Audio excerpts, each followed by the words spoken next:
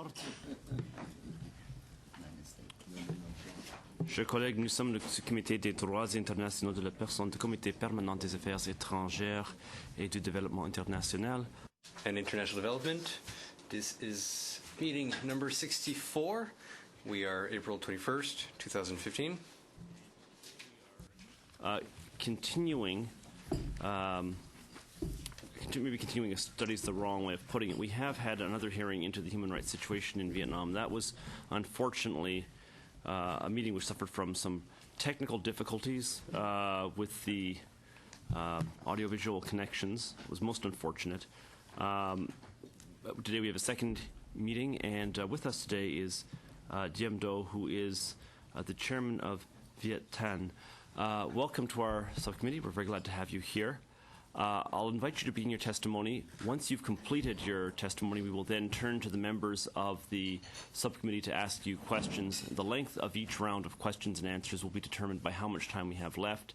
And I'm going to ask the members of the subcommittee, if any of them have to leave early because of the fact they have to go to a different building, please let me know and we may adjust the order in which the questions are being asked and answered in order to allow ourselves a full amount of time while still making sure that everybody who has a question to ask gets the opportunity to do so. With that being said, Mr. Do, I turn the floor over to you, please. Thank you, Mr. Chairman.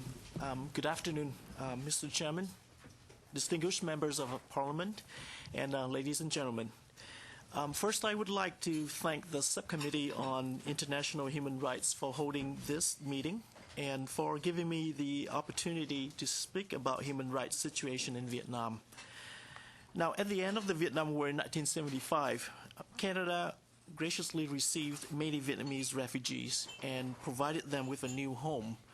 And for this kindness and generosity, we would like to express our deepest gratitude to all of you. April 30th will mark the 40th anniversary of the end of the Vietnam War. We must examine how 40 years of communist rule has affected the people of Vietnam. Since 1975, the Communist Party of Vietnam established one of the most repressive and corrupt regimes in our history.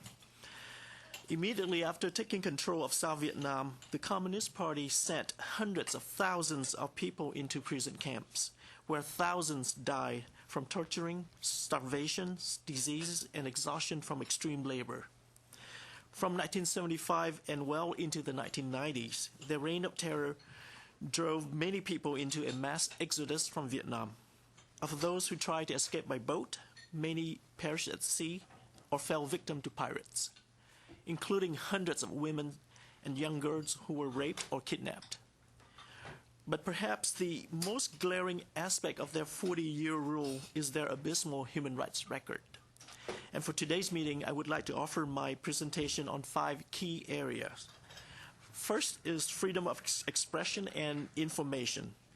In Vietnam, the state controls all print and broadcast media. Foreign news and television shows are censored before they reach the Vietnamese audience. The government silences critics through police intimidation, harassment, arrest, court convictions, and severe prison sentences.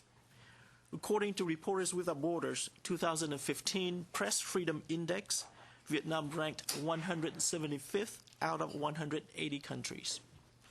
In September 2013, the government passed Decree 72, giving the state sweeping powers to restrict speech on internet blogs and social media. In January 2014, they passed Decree 174, putting in place harsh penalties for social media and internet users who voice, in quote, anti-state propaganda or reactionary ideologies. The government also uses DDoS attacks to shut down opposition websites, spyware and malware to hack into activist computers.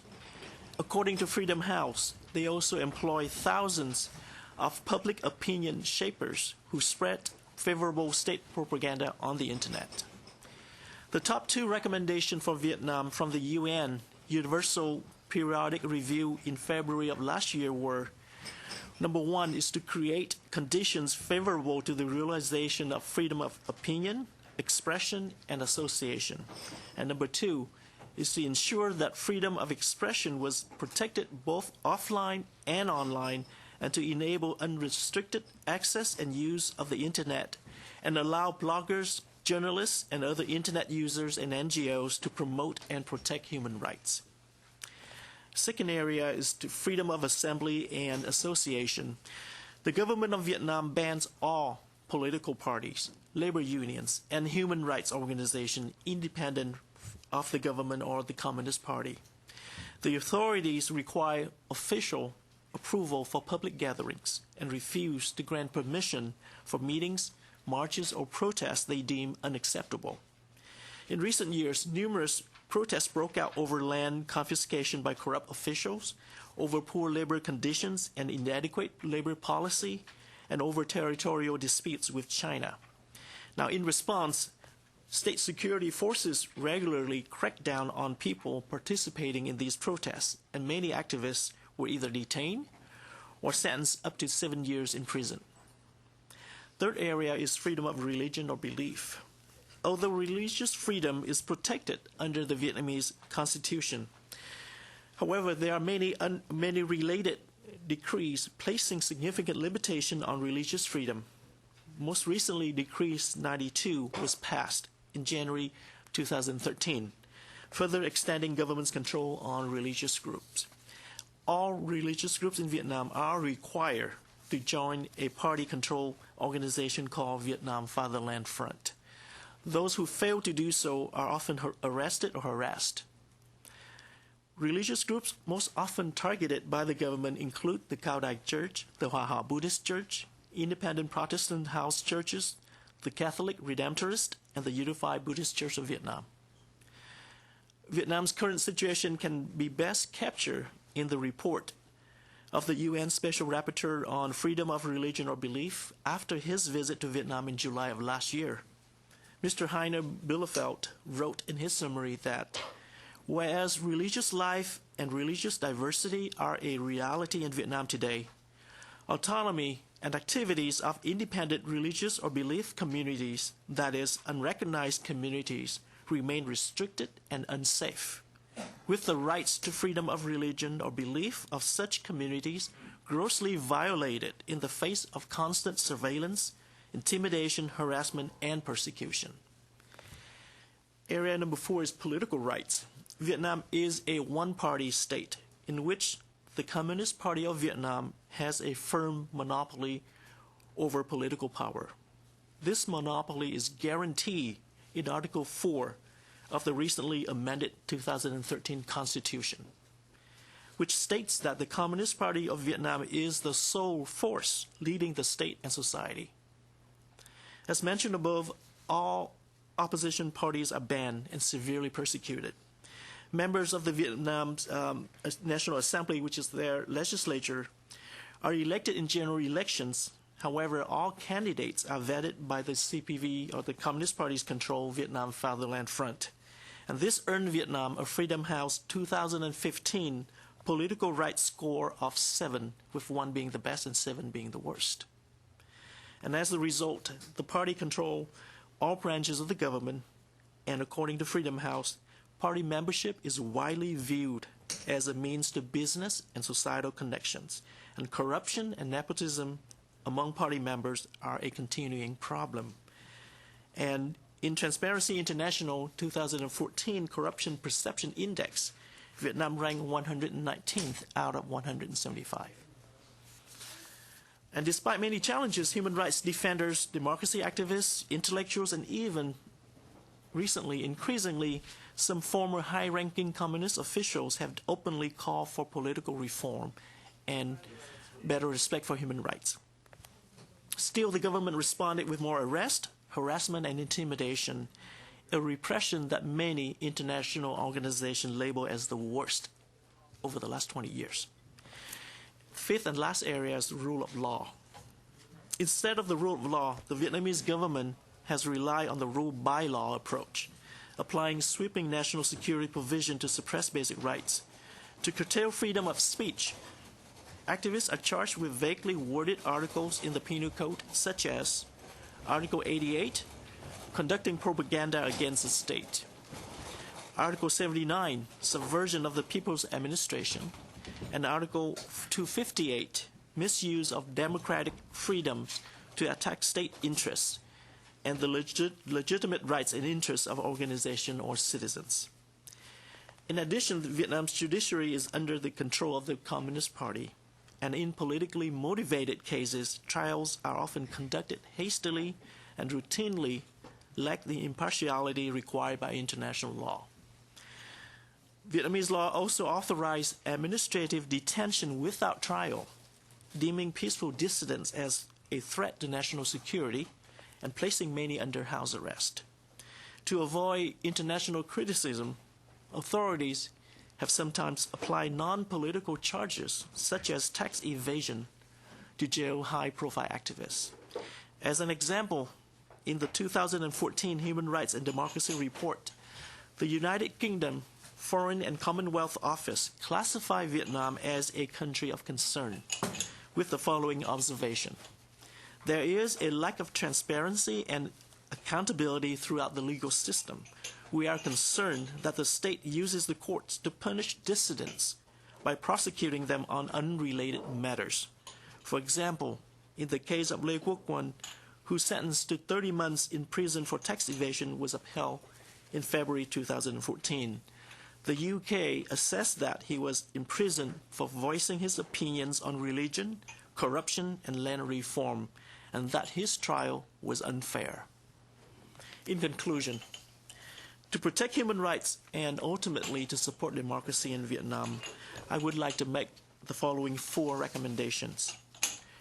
Number 1 is to call for political prisoners' releases. I urge that the government of Canada joins the UN 2014 Universal Periodic Review in calling on the Vietnamese government to immediately release all political prisoners held and those held for peaceful expression or religious beliefs. It is estimated that there are currently hundreds of political prisoners in Vietnam. Second recommendation is to outreach to civil society. The Canadian Embassy in Vietnam should meet with and support independent grassroots organizations, especially those advocating for social reform, legal reform, and human rights. In addition, engaging with human rights defenders and the relatives of those in prison would be very helpful. 3 is focus on legal reform. The government of Canada can insist that the government of Vietnam abolish Articles 79, 88, and 258 of the Penal Code and Administrative Decrees 72, 92, and 174. Canadian embassy officials should request to attend political trials and insist that the government of Vietnam respect the right to assemble, to exercise free speech, and to form civic organizations. Fourth and last recommendation is to integrate human rights into the overall bilateral relationship. The government of Canada can incorporate legal reform and internet freedom into the agenda for promoting higher education and trade with Vietnam. Develop a roadmap linking human rights improvements with closer economic and security ties, and continue to raise human rights during all parliamentary and executive branch visits to Vietnam. Ladies and gentlemen, for many years, the international community, especially the Canadian government and people, have been supporting human rights in Vietnam. And we thank you for all you have done. We believe that a free and democratic Vietnam, where human rights are respected, is in the best interests of the Asia-Pacific region and beyond. We ask for your support in bringing human rights and freedom to our country so that Vietnam can become a reliable and strong partner for a safe and prosperous Southeast Asia. Thank you again for having me here today. Thank you for your testimony. Colleagues, that was done in such a timely fashion, thank you, Sonia, we have more time than we have at some previous meetings for each round of questions. I think we can get away with 7-minute rounds of questions and answers, and we'll start with Ms. Graywall. Thank you, Chair, and Mr. Doe, thank you very much for your testimony today and for very concrete recommendations to the subcommittee as to how we should proceed. The Vietnamese government continues to be a violator of a broad array of human rights and is among the worst violators of religious freedom in the world. The international community must exert pressure on the Vietnamese government to cease these abuses against its own citizens. So I'm particularly concerned about the trafficking of women, men, and children around the region. It is my understanding that women are sold as mail order brides or surrogate mothers, and men are often sold into indentured servitude, and the worst vulnerable citizens, children, are exploited for the purposes of sex, labor, and forced begging, or bonded labor. Could you provide our committee with an additional information about human trafficking? Yes, it is a huge problem in Vietnam. Part of the reason is because a lot of these trafficking ring actually either sponsor or under the protection of the police. As you may have guessed, being a very corrupt system, the police, local officials are very much involved in all this trafficking activity. As far as I know, the number of women who have been trafficked throughout Southeast Asia are numbered into the hundreds of thousands. In Taiwan, China, Hong Kong area alone, we're talking about approximately anywhere between 70 to 85,000 women. I visited South Korea actually 2 years ago, and met with some of these women who were trafficked and rescued. And the estimate by the South Korean government is anywhere between 45 to 50,000 women trafficked from Vietnam into South Korea. So it is a huge problem. We've been trying to work with many international NGOs to address the issue. However, it's hard to deal with this problem because it's originated from Vietnam, and like I said, at times under the protection of the police and local government official. So it's very hard to put an end to this problem because it's, if we don't have the cooperation of the government of Vietnam, then it's very hard to deal with. Now, as far as children is concerned, I'm not as familiar. However, I am very familiar with children trafficking to neighboring country, like especially to Cambodia. I don't have a lot of information about children being trafficked elsewhere, but in Cambodia, I do have quite familiarity with the area. And it is approximately, it has been estimated that there are about 30 to 35,000 children from Vietnam currently residing in Cambodia and mostly being exploited as prostitutes. And I have actually met with a few of them. The youngest, 6 years old. The oldest, 14. Mostly girls, but a lot of boys too. It's heartbreaking. It's truly heartbreaking to see that firsthand. I have worked with a couple groups trying to get help to some of these kids. But then again, the problem originated in Vietnam. And if we cannot get any cooperation from the Vietnamese government, it's become very difficult.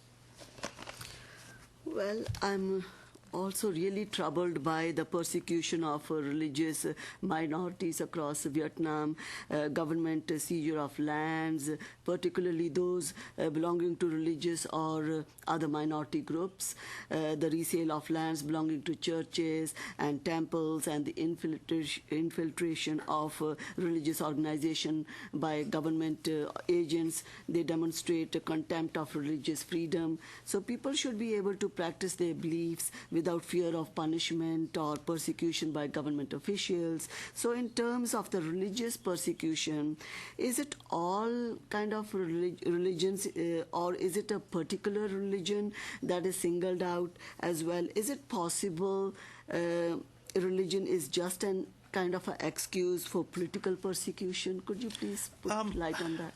Right. Well, first of all, I have to say the Vietnamese government, they do not discriminate when it comes to persecution. They don't.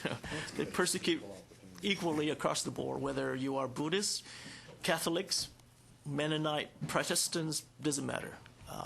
They prosecute these groups simply because if these groups do not agree to their control or do not subject themselves to their control, then that's trouble for these groups.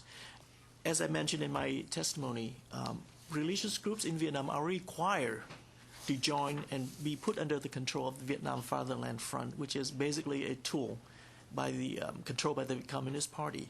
And if these groups refuse to join, refuse to obey by their rule, then that's trouble, and they prosecute these groups because of that.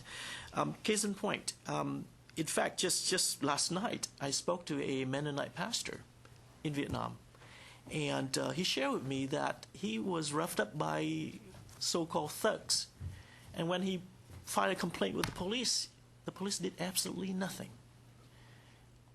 Now, whether these thugs were actually hired by the police or not, it's we can all assume that it's because it is a common occurrence in Vietnam that police actually hire thugs to do the dirty work for them, to harass people, to beat up people. So, to sum up, prosecution because they want to control, and if you don't subject your group to their control, then they will not allow that. I'm afraid that's all the time we've got, Ms. Grewal. Yeah. We'll go now to Mr. Marston. Well, thank you, Mr. Chair. And Mr. Doe, I want to commend you for the comprehensive testimony. You have condensed into a very small area some significant issues for us to consider. Listening to you talk about the trafficking in children, being a grandfather with 9 grandchildren, and you could imagine for a moment where my imagination took me and the horribleness of this. But you spoke several times in your testimony about police corruption.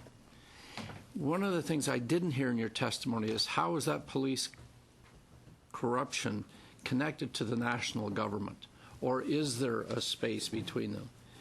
When you have a national government that is supportive to those kinds of actions, it makes it very difficult because clearly they don't have a conscience at that point. Is there an opening there for us to address this issue through their national government? Thank you. Corruption is a national problem for our country. It is all the way to the top. It's not just a few bad apples in the security forces.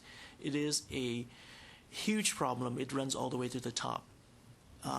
It's common knowledge in Vietnam right now. All the top leaders are very corrupt. Their families, their children, their wives, their cronies. They build them around themselves circle of supporters who they basically benefit from their position. Thanks to the recent infighting within the top leaderships, news and information have been leaked out to the extent of corruption by the president, by the party chief, by the prime minister. They even document or showcase pictures of their lavish lifestyle for everybody to see. So I think the problem is not at the local level. It's all the way to the top, all the way down. Well, again, beyond your testimony, the facts that you've given us in the brief you've left us, we would sit here as parliamentarians with the Canadian government thinking in terms of where Canada could best intervene. And as you know, Canada's part of the Trans-Pacific Partnership negotiations that are going on right now, and so is Vietnam. I would say that neither party is actually the core of those negotiations because of who else is involved. But it strikes me that that's a particular avenue of at least sidebarring and addressing some of these issues and highlighting the fact that we need to have, as part of any agreement, that we have human rights written into the agreement, that labor rights are written into the agreement. We've expressed concerns over the last number of years of the agreements Canada's entered into that hasn't happened. Do you have any particular measures you think should be reflected in that Trans-Pacific Partnership Agreement when it comes forward? I think you mentioned labor rights. I think the TPP would be a great venue to push forward issues about labor rights. Also, issues about human rights wherever appropriate. An issue of legal reform. It's hard to do business with a country where the legal system is so corrupt and so convoluted and up for interpretation by whichever ways the government wants.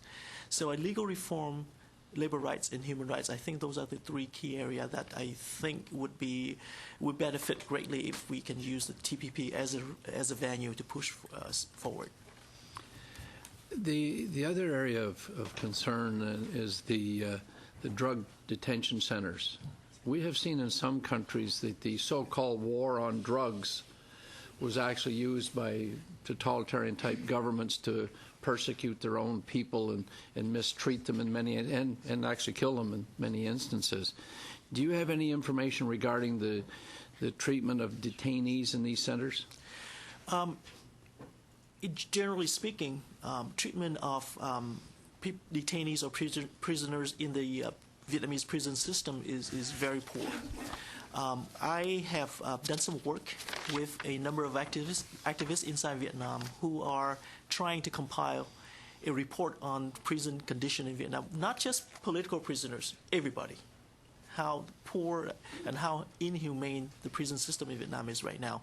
So I'm hoping that once we have that report compiled, perhaps as a follow-up, we can share with the subcommittee as to the findings of that report.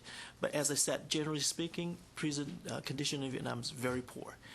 Now, especially political prisoners or prisoners of conscience, they are frequently subjected to mistreatment, denial of needed medical attention, torturing, and the government even employ the tactic of putting these political prisoners in the same cell with HIV-infected people. And that's the kind of treatment that these prisoners of conscience are subjected to. How's my time, Mr. Chair? Yeah. Perfect. One of the areas that you implied or were actually fairly direct on is the corruption throughout the system. And you alluded to judges. Would you say it's 100% the judges are under the thumb of this government and are not having any latitude in their decision making? An example would be if they're repressing the media, if they're repressing bloggers, are they using the judges themselves as tools to do that, or just the system in general? Yes, the judges are appointed by the government. They are under government's control. I have yet to see any judge in Vietnam deviate from what they are told to do. Yeah, I was hoping for something a little better than that. When you lose your judiciary in any country, the rule of law, then it's an open market for people who want to violate accepted laws, even though you may have a statute that limits what they're supposed to do and that the judges are supposed to enforce. But as I believe you said in your testimony, they kind of look which way the wind is blowing and match up their rulings relative to that, which then sets jurisprudence in place that can be used for further abuses later on. If I may, just 30 seconds. Political trials in Vietnam, the sentences are already predetermined. The judge basically just read the sentence that was handed to them. They really don't make any ruling. They don't. Mm-hmm. And that's the reality. Thank you. Thank you, Mr. Chair. Thank you, Mr. Marsden. Is it Mr. Hillier? Yeah. Thank you. Thank you for coming today. Thank you.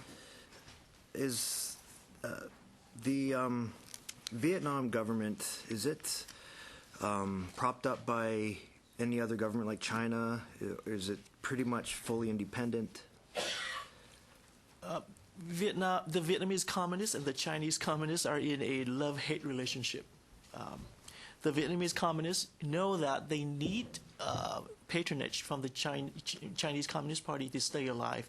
And at the same time, they also know that the Vietnamese people resent that greatly. And so they try to walk a fine line and tiptoeing But to make a long story short, yes, they are under heavy influence from China, but however, on the surface, they would try their very best to put on a good face that no, they're not under the control of China. Okay, and how much influence do they have on the neighboring countries?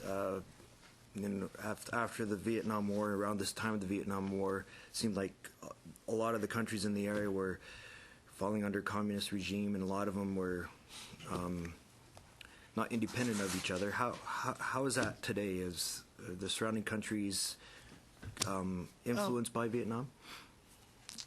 I would say immediately after the end of the war, Vietnam, the Vietnamese Communist Party they did enjoy for a long period of time much influence, if not control, over Laos, the two neighboring countries, Laos and Cambodia. But by my assessment, Cambodia is slipping away from their control. Laos is still pretty much heavily influenced by the Vietnamese government. Now, why? I think part of the reason is because China is also they have been investing a lot in Cambodia, and the Chinese influence in Cambodia, I noticed that had been growing significantly, and that could be part of the reason why it's being pulled away gradually from Vietnam. Vietnamese presence in business, workers, and Vietnamese influence over the Cambodian society, I noticed over the last 5 to 10 years, had dramatically declined, but not so much in Laos. While Cambodia is getting some independence, is it also becoming more free and more respectful of human rights? Or well, I'm not sure how would we classify Mr. Hun Sen's government, but at least at the ground level, the people of Cambodia enjoy more freedom than the people of Vietnam. By all means, I think by traditional Western democratic standard, I think the current Cambodian government doesn't really quite measure up. However, if you, relatively speaking, compare the two society, I am sad to say that, and happy for the Cambodian people, and I'm sad for the Vietnamese people that we do not have the same kind of leeway or flexibility as the Cambodian people is enjoying right now. The reason I'm asking about the neighboring countries, you also talked about South Korea being a destination for a lot of the human trafficking.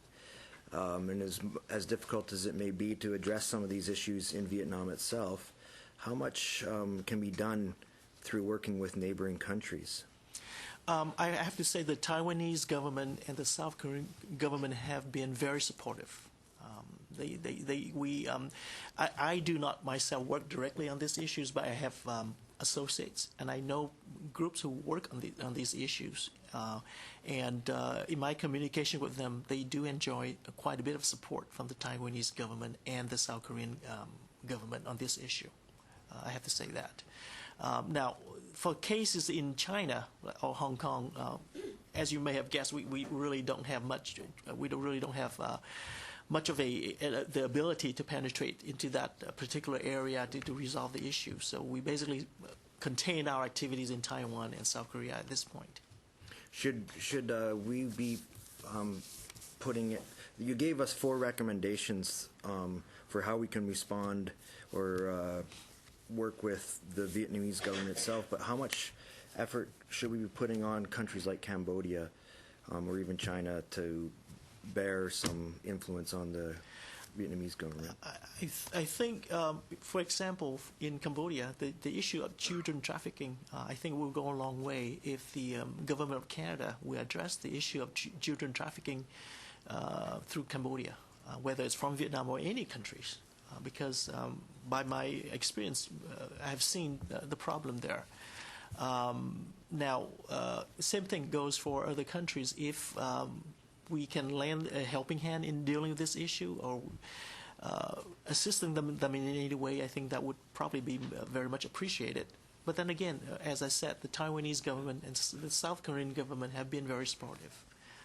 They are aware of the problem, and they do sense that they want to help to deal with this.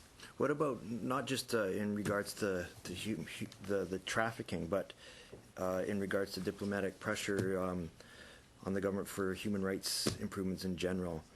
Is it better to just put all of our efforts into encouraging the Vietnamese government, or should we also get the other countries or surrounding countries on board with us? I think we hope.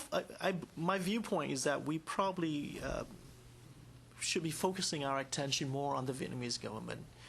I was just here in Ottawa 6 months ago in November, and I had a chance to meet with a number of members of parliament and discuss the prospect for change in Vietnam. I want to sidetrack just 1 minute. This is the first time in a long time where we actually see a real chance for change coming to Vietnam. So this is the window of opportunity that I see, that if we exert more human rights issue on the Vietnamese, human rights pressure on the Vietnamese government, I think we'll go a long way to bring about at least some changes and push the government further down the track of positive change. Why is the window now? Because they are experiencing unprecedented problems and pressure, both externally and internally. Compared to 20 years ago, 15 years ago, even 10 years ago, their control over the Vietnamese society is cracking. It's cracking. The fact that they unleashed one of the worst crackdown over the last 20 years is a sure sign that they are being cornered, and they have to react. They have to retaliate.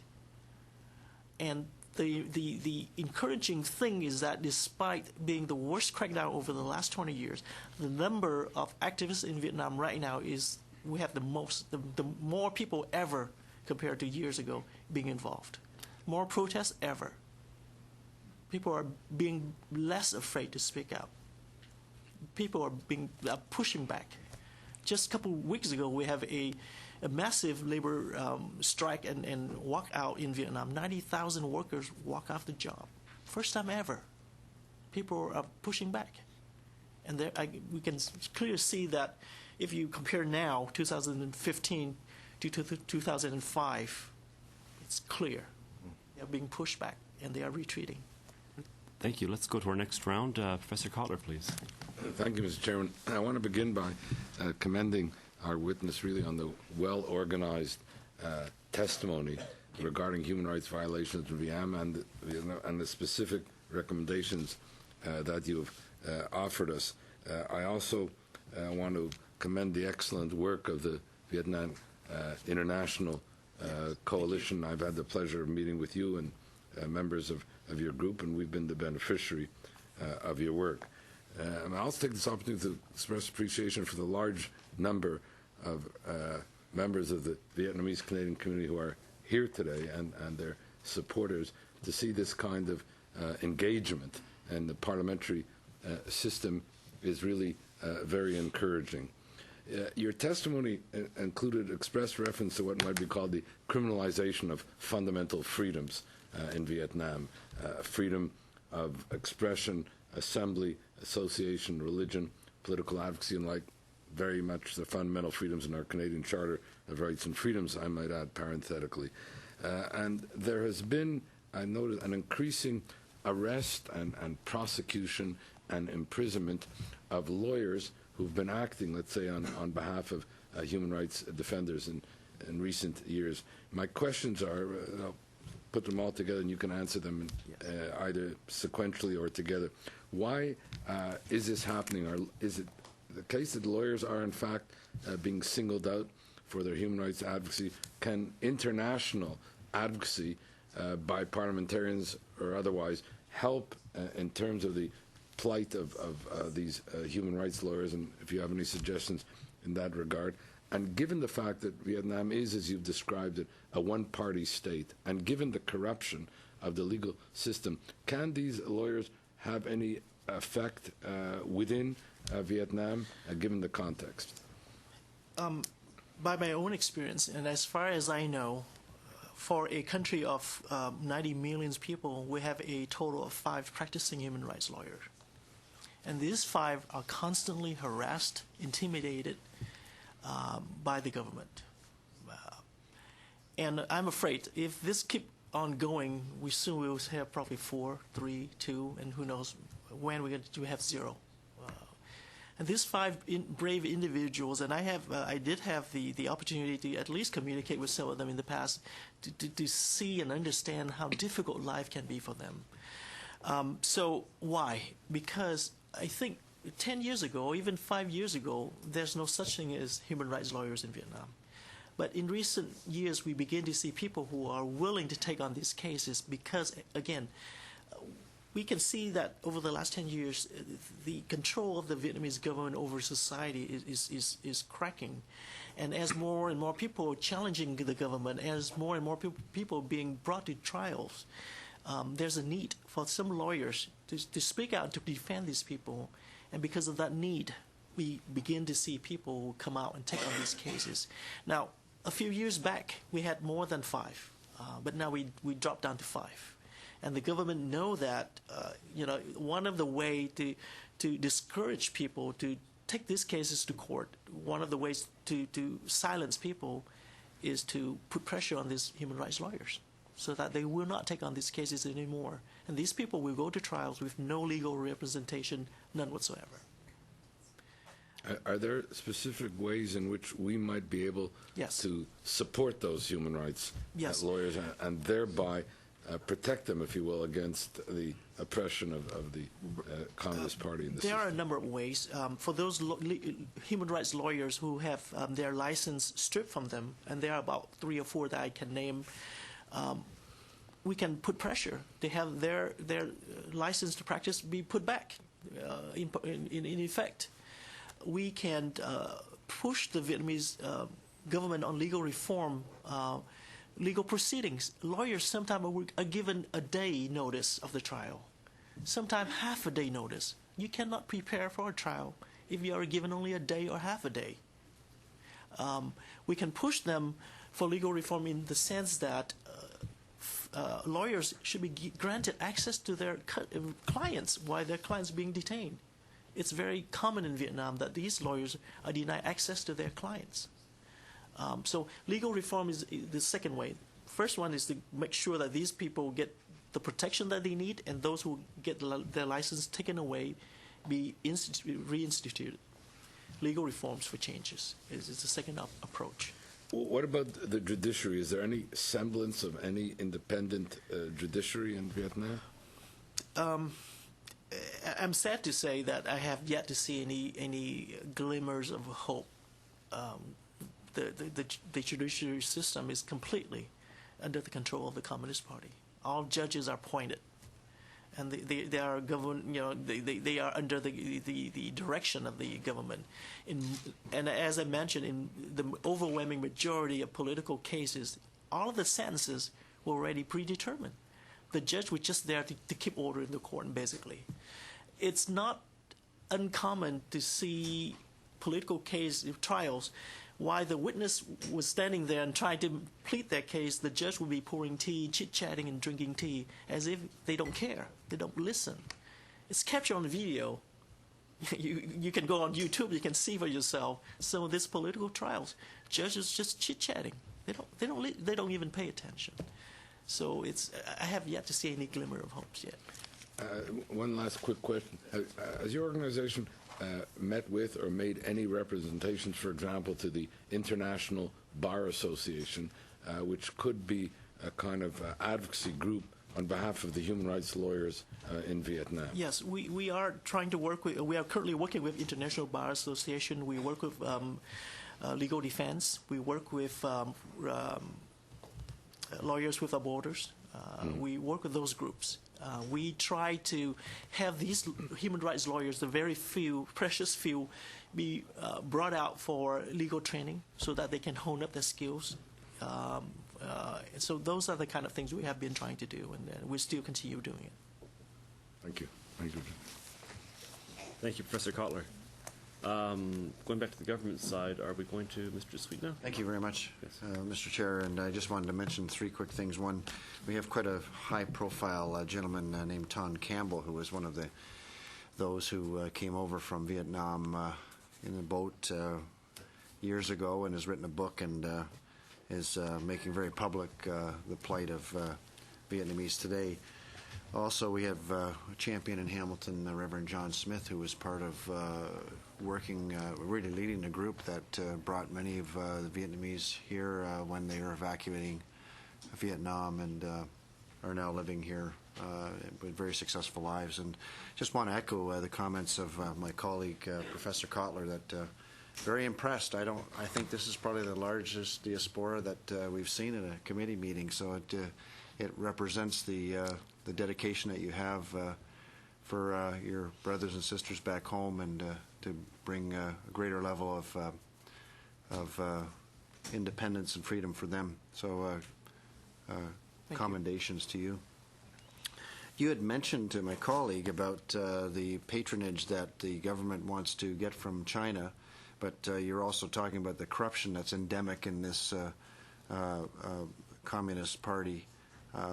Do you sense, along with the other movement that you're talking about, some kind of crackdown from the Chinese? They're going through their own purge in Beijing from the fact that they understand how difficult it is to try and retain power if the people see that there's open corruption. You sense any positive movement in that regard? Well, the Vietnamese government have tried numerous times over the last 10, 15 years. They launched one campaign, anti-corruption campaign after another. But pretty quickly, people realize that these are just gimmick, because one campaign after another has not produced any concrete results, and the problems keep getting worse and worse and worse. So again, there's no positive development yet. The government's still talking about anti-corruption, and believe me, they will have one more campaign. I'm not surprised, but whether it's going to get anything done or not is different. No, in their case, it's just window dressing, but exactly. No serious movement on any of the players that have been been fomenting the corruption. Okay. The last number that I've been able to see is around 200 political prisoners behind bars in Vietnam. Do you have an exact number, and is your group documenting? Are you able to document the names of the individuals who are in prison? Yes, we can supplement the subcommittee with the list of prisoners that we have. You're right. Most international organizations put the numbers around 200. I believe Human Rights Watch and Freedom House both put the numbers in Vietnam about 200. The problem is the real number is going to be higher, because, as I mentioned, administrative detention, a lot of people are being held without trials, with no formal court conviction, and yet they are being held. So the real number is going to be higher, but we'll do our best to supplement the subcommittee with the list that we have. And any access, NGOs, the Red Cross, Amnesty International, any access to these prisoners at all to bring out reports about how they are? It's really hit or miss. Human Rights Watch tried to access some of these people. Amnesty International. As recently as when? Probably like maybe a year ago. Okay.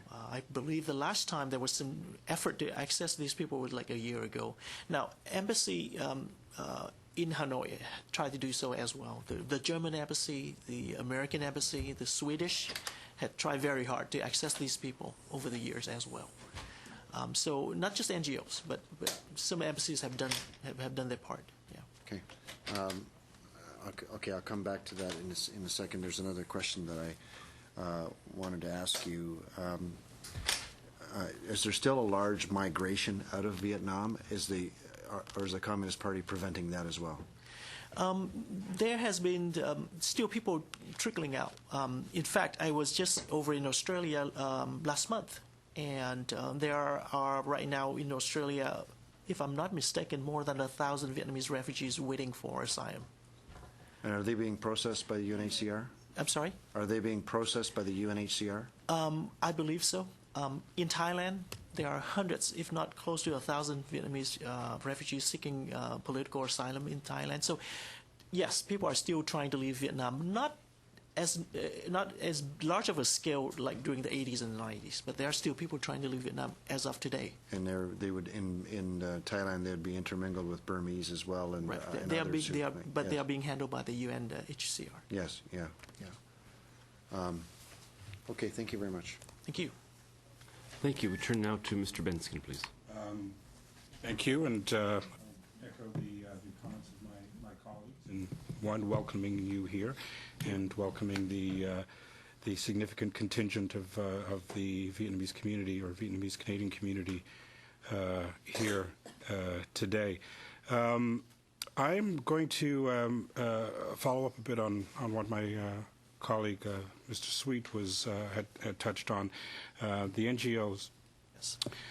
In previous testimony, we heard that, or correct me if I'm wrong, I understand that the NGOs that have managed to sort of exist in Vietnam were NGOs that were created by the government to sort of show that they're allowing accessibility on the ground. Is this correct? First off?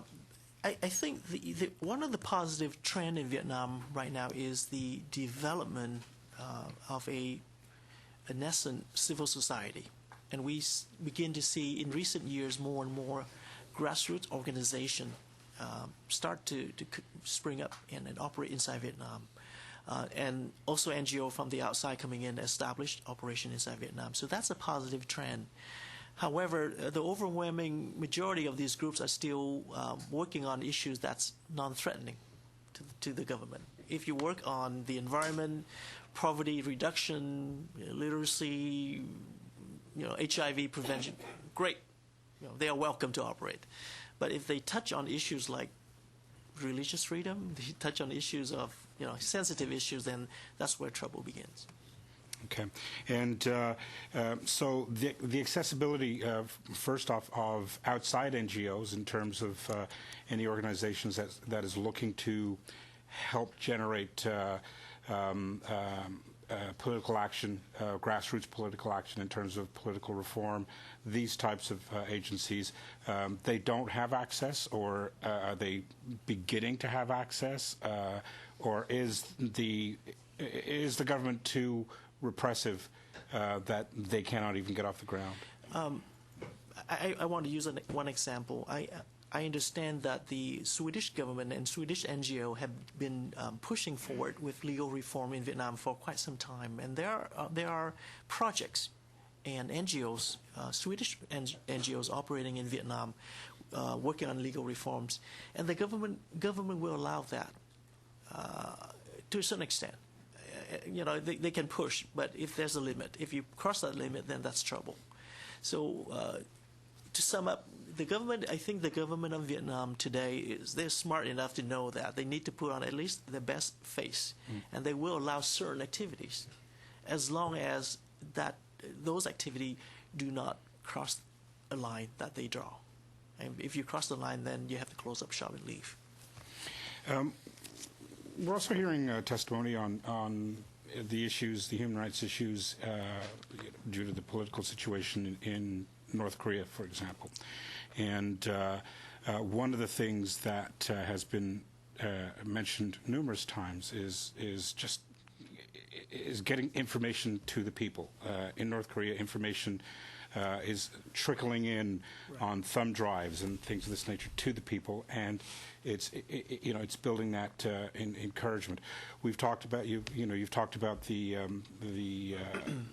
sort of the trade end of discussions in terms of attaching human rights issues to trade agreements, which we agree with 100%. How would we get how do we get sort of alternative information to the people? You mentioned that the government has clamped down on bloggers and internet access, that type of thing. How would we get information to the people for them to be able to use the internet? In fact, part of the reason why the situation in Vietnam has been changing over the last 10 years is because of the proliferation of internet use in Vietnam. Right now in Vietnam, there are out of 90 million people, there are about 40 million internet users, people who have access to the internet. 25 million people having a Facebook account. That's a very high number for a country like Vietnam. And the government have been trying, and still trying to exert control over the internet. Back in 2009, they actually shut down Facebook for a few months. But then when the young people protested so much, they had to bring it back up again. So the internet is still a powerful tool for us to get information into Vietnam. Of course, they put up firewall. They try to, put different kind of blocks. But if there's a block, people will find a way to circumvent. And people have been circumventing. And because of the internet, information has been getting out there. People have access to information through non-traditional channels. In my testimony, I did make a recommendation about pushing forward to guarantee internet freedom in Vietnam, to support internet freedom in Vietnam, to pressure the government to respect the internet freedom in Vietnam. I think would go a long way in helping getting information out. And I've got another minute. okay, in terms of the diaspora here, and as we've mentioned, the diaspora is represented quite strongly here. The kind of work that they are able to do in order to help bring about change and reform in Vietnam, how can that be supported? And I guess sort of an A question to that would be, or additional question to that would be, is there any threat to family members with people from the diaspora working actively to make reform in Vietnam? Yes. People who are active over here would very quite often find themselves being denied visa to enter Vietnam. Numerous cases, people, even after getting a visa to enter Vietnam, we get stopped at the airport and get sent back out right away, numerous times. I can cite you numerous cases of people who are active out here going back for a family visit, or whether their mother or father passed away, going back for a funeral, get picked up by the police, questioned, held for a few days, get deported. Very common. So Vietnamese Canadian or Vietnamese American or Vietnamese German, we all experience that. If you are vocal, you are active, you will experience that kind of treatment from the Vietnamese government. And in many cases, their family in Vietnam also gets into trouble, questioned, harassed by the police. So it's very common. Thank you. A lot of information. Thank you very much for a very succinct but fulsome presentation, and I'm good. Thank you, Mr. Benskin. Ms. Graywall signaled to me that she had an additional question. Is it acceptable to the committee for her to place that question? Okay, go ahead, Ms. Graywall. Thank you, Chair, and it's a very small question. Well, is the government of Vietnam sensitive kind of to the actions we would take here in Canada with respect to human rights? I'm sorry, could you repeat that again? Is the government of Vietnam sensitive to the actions we would take here in Canada with respect to human rights? And I would say yes. The Vietnamese government, generally speaking, they are very sensitive to international pressure. They are. They recognize that they have a need to integrate with the world economically, security-wise as well. So they are very, very much sensitive. And if we keep pushing and pushing, keep exerting pressure whenever we can, I think it would definitely help, and it has been helping. Imagine if there's no pressure, none whatsoever, things would be 10 times worse, if not 100 times worse in Vietnam. So yes, we need that very much. Yeah. Thank you. So thank you very much. I wanted to ask Mr. Do, before you leave, you mentioned sending us an updated list of prisoners of conscience. Yes. If you could pass that on to our clerk, he'll make sure to distribute it to all the members. And just to be clear about this, there's an open line of communication. You need not send only one list. If you find that you require further updates, if information changes, you can send that along as well, and it will continue to be distributed to all members. Yes. Thank you very much for coming today. Thank you for bringing such a large representation from the diaspora community. We're very grateful that you could bring this important matter to the subcommittee's attention today. Thank you for having me here today. Thank you very much. Thank you. Colleagues, we are dismissed.